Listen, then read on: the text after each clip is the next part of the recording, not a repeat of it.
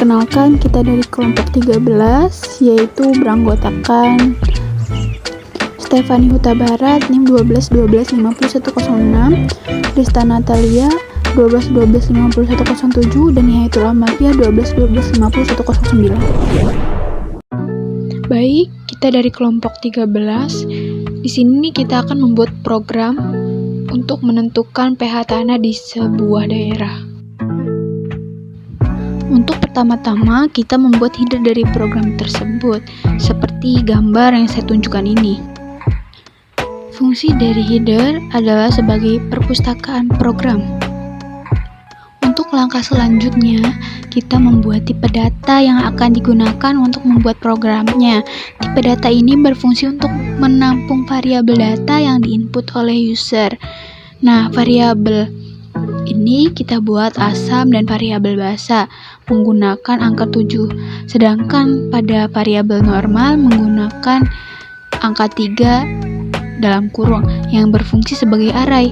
Array yang digunakan untuk menyimpan sekumpulan data yang bertipe sama. Pada asam atau dalam kurung 7 itu berisi dari 0, 1, 2, 3, 4, 5, 6 berarti masuk kepada pH asam, dan pada bagian pH basa itu 8, 9, 10, 11, 12, 13, 14. Dan untuk float normal yaitu dalam kurung 3 pH yang di dalamnya yaitu 6,5, 7, dan 7,5 akan masuk kepada normal. Selanjutnya, jika ingin mempermudah penggunaan, kita harus membuat tampilan program dengan menarik dan mudah untuk dipahami oleh pengguna. Selanjutnya kita mendeklarasikan do di dalam program yang berfungsi sebagai perulangan. Nah, perulangan ini akan terus berjalan selama perintah yang dimasukkan dalam pengguna masih memenuhi syarat yang ada di codingan program. Kemudian kita mendeklarasikan if else di dalam program yang berfungsi sebagai percabangan.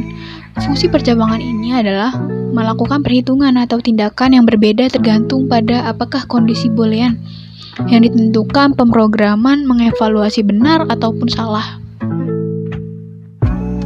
Selanjutnya, pada akhir program, kita mendeklarasikan while yang berfungsi sebagai perulangan. Fungsi dari perulangan ini adalah untuk mengulang program jika si pengguna ingin menambahkan data. Selanjutnya, kita melakukan run agar mengetahui apakah program ini bisa digunakan atau tidak. Untuk pertama-tama, kita akan diperintahkan untuk menginputkan banyaknya jumlah pH tanah yang dicari. Sebagai contoh, kita menginputkan. Nah, di sini tertuliskan masukkan banyaknya jumlah pH tanah yang dicari. Nah, maka untuk dicontohkan, kita ketik angka 1, lalu kita enter, maka selanjutnya kita akan diperintahkan untuk menginput nama daerah. Misalkan kita memasukkan suatu daerah dengan kota, misalnya Medan. Kita ketik yaitu Medan.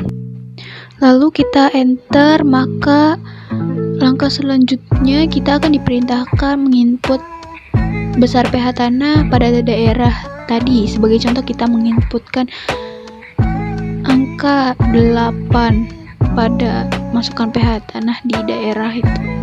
Lalu kita enter, akan muncul sifat tanah dari daerah, juga besar pH yang akan Anda inputkan. Setelah itu akan muncul perintah apakah Anda ingin menjalankan program lagi ataupun berhenti. Jika Anda menginputkan ya, maka akan kembali ke perintah awal. Dan jika Anda menginputkan tidak, maka akan memberhentikan program. Nah, di sini saya akan menuliskan atau mengetik no ataupun tidak. Maka hasilnya akan seperti ini. Mengetik no, maka akan memberhentikan program tersebut. Nah, terbukti bahwasannya program ini berhasil atau bisa dipergunakan. Baik, mungkin cukup sampai di sini. penjelasan dari kelompok kita. Terima kasih.